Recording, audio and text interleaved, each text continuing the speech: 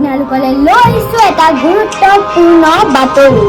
এটা ডাঙৰ খবৰ লৈ আহিছোঁ আপোনালোকলৈ লৈ আহিছোঁ এটা গুৰুত্বপূৰ্ণ খবৰ। আপোনালোকলৈ লৈ আহিছোঁ এটা ডাঙৰ খবৰ। আমি আপোনালোকক জনাব বিচাৰিছোঁ যে এটা ডাঙৰ খবৰ। আপোনালোকলৈ লৈ আহিছোঁ এটা গুৰুত্বপূৰ্ণ খবৰ। আপোনালোকলৈ লৈ আহিছোঁ বিগ ব্ৰেকিং নিউজ। আপুনি বিনিয়োগ কৰিছিল নেকি ট্ৰেডিং এপত বিনিয়োগ কৰাৰ কথা ভাবিছে নেকি?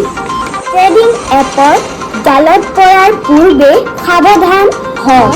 আকৌ অসমবাসীয়ে খালে ৰাম ঠগন।